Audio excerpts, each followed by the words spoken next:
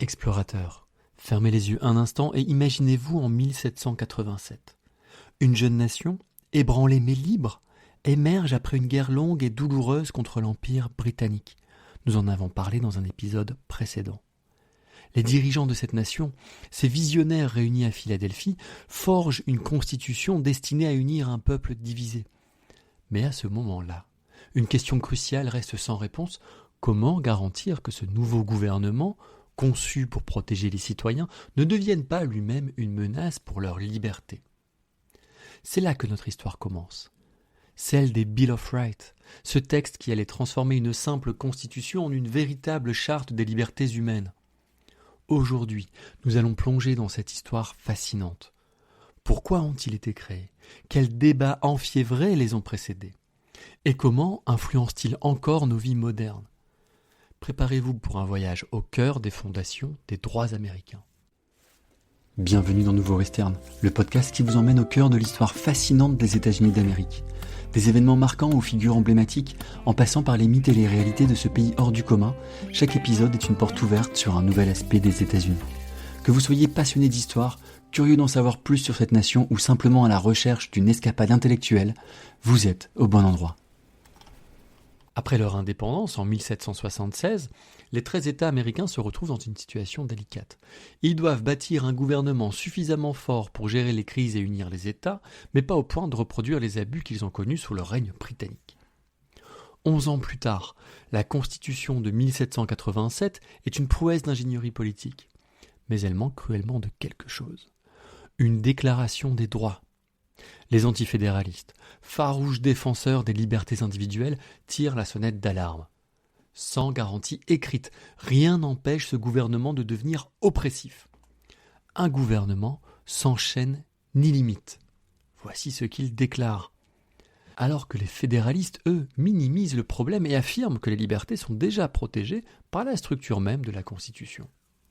Mais cette assurance ne suffit pas à calmer les craintes des États sceptiques.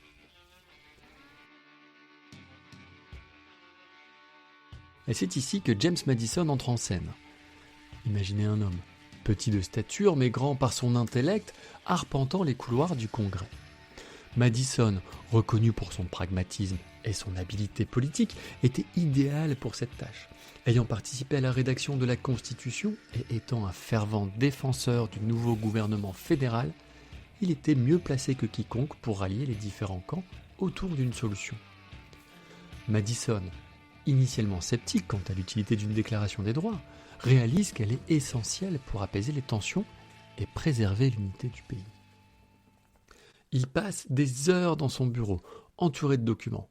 Propositions des États, textes juridiques anglais comme le Magna Carta, un document de 1215 qui limitait les pouvoirs du roi d'Angleterre et inspirait l'idée de droit garanti. Il étudie aussi la Déclaration des droits de Virginie, rédigée par son rival. Ce texte de 1776 était particulièrement innovant pour l'époque, car il énonçait des principes fondamentaux tels que l'égalité, la liberté de religion, la protection contre les perquisitions abusives et le droit à un procès équitable. Il inspira non seulement les Bill of Rights, mais également des documents comme la Déclaration des droits de l'homme et du citoyen en France.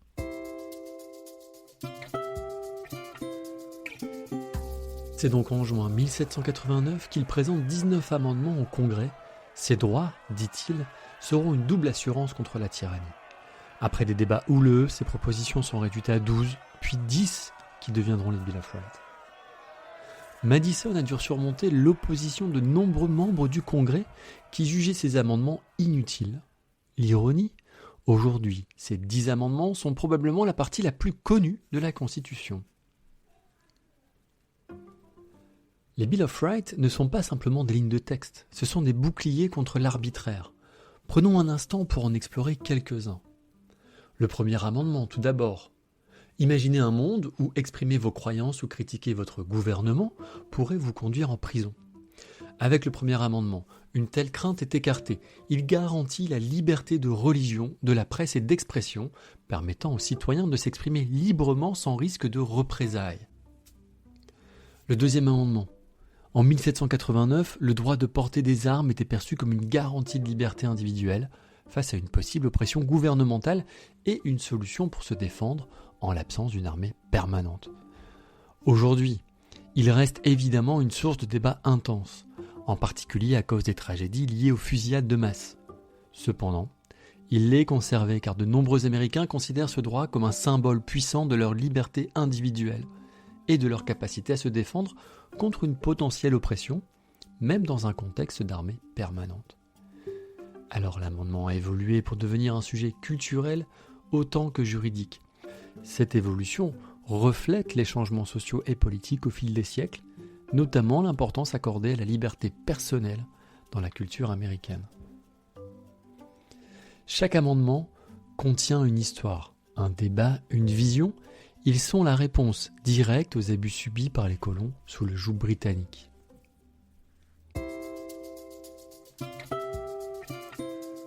Les Bill of Rights ne sont pas restés figés dans le passé, ils sont une force vivante, interprétée et réinterprétée par les tribunaux. De plus, les 10 premiers amendements n'étaient que le début. D'autres amendements ont vu le jour au fil du temps, abordant des questions essentielles, comme l'abolition de l'esclavage, 13e amendement, l'égalité des droits indépendamment de la race, 14e amendement, ou encore le droit de vote pour les femmes, 19e amendement.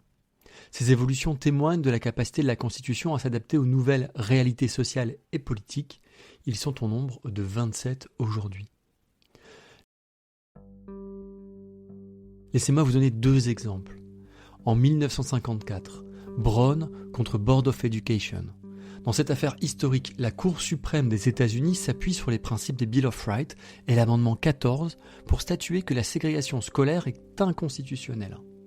Ce jugement marque un tournant majeur dans le mouvement des droits civiques en affirmant que la doctrine « séparés mais égaux » n'a pas sa place dans un système d'égalité. Cette décision a entraîné la fin progressive de la ségrégation légale aux États-Unis, notamment dans les écoles publiques, et a renforcé les efforts pour établir des lois sur les droits civiques dans les années 1960. Le deuxième exemple, en 1971, l'affaire des Pentagon Papers. Le premier amendement protège le New York Times contre une tentative de censure gouvernementale sur la guerre du Vietnam. En 1971, le gouvernement cherchait à empêcher la publication des Pentagon Papers, des documents confidentiels révélant des vérités troublantes sur la guerre. La Cour suprême statua que la liberté de la presse, garantie par cet amendement, primait sur les revendications de sécurité nationale du gouvernement. Ce précédent a renforcé le rôle de la presse comme contre-pouvoir.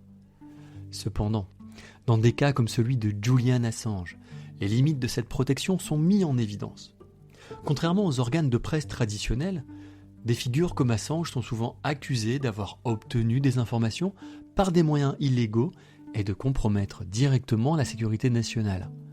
Cela place leur action hors de la portée immédiate du premier amendement et sous des lois comme l'Espionage Act, qui criminalise la divulgation de documents classifiés, même si le but est de révéler des abus. Ces droits sont aujourd'hui plus que jamais au cœur de débats. La liberté d'expression, face aux réseaux sociaux, soulève des questions essentielles. Où tracer la ligne entre la libre parole et la désinformation ? De même, à l'ère numérique, comment protéger nos données personnelles tout en profitant des avancées technologiques ? Imaginez un instant que chaque message, chaque recherche en ligne soit surveillée sans votre consentement. Serions-nous prêts à échanger un peu de sécurité contre nos libertés fondamentales ? Ces dilemmes modernes nous invitent à réfléchir sur la portée et les limites des Bill of Rights dans le monde contemporain. Les Bill of Rights continuent de poser des questions fondamentales. Où commence et où s'arrête la liberté individuelle ? Ces amendements ont inspiré bien au-delà des frontières américaines. En France, la Déclaration des droits de l'homme et du citoyen, 1789, partage de nombreux idéaux. Les 2 documents mettent l'accent sur la liberté individuelle, l'égalité devant la loi et la protection contre l'arbitraire. Par exemple, tout comme le premier amendement garantit la liberté d'expression et de religion, l'article 10 de la Déclaration française affirme que « nul ne doit être inquiété pour ses opinions, même religieuses ». De même, les prospections contre les abus de pouvoir dans les 2 textes reflètent une même volonté de résister à l'oppression gouvernementale. Cette inspiration directe s'explique en partie par la circulation des idées entre les Lumières françaises et les intellectuels américains, mais aussi par les relations personnelles entre les acteurs des deux révolutions. Par exemple, Thomas Jefferson, alors ambassadeur des États-Unis en France, était en contact étroit avec les auteurs de la Déclaration française, notamment un certain Lafayette.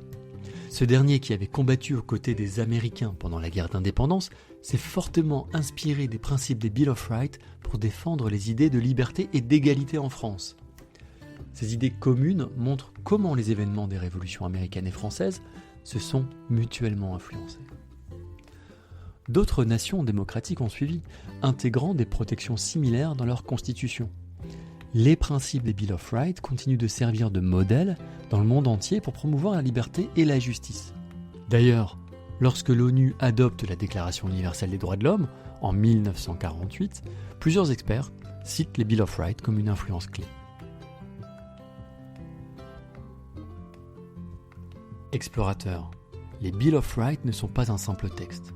Ils sont une alliance, un pacte entre le gouvernement et ses citoyens. Une promesse que leurs droits les plus fondamentaux seront protégés quoi qu'il arrive. Pour ceux qui souhaitent en découvrir davantage, les 10 amendements peuvent être consultés en version traduite en français sur des sites spécialisés tels que Wikisource.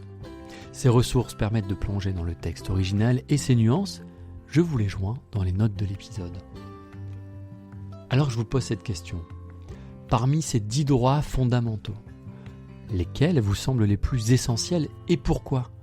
Laissez-moi vos réponses et préparons-nous pour notre prochain épisode où nous explorerons l'origine des cow-boys des plaines recluses de Yellowstone à Hollywood. Explorateurs, restez curieux, soignez votre monture et à très bientôt pour une nouvelle aventure dans l'histoire américaine.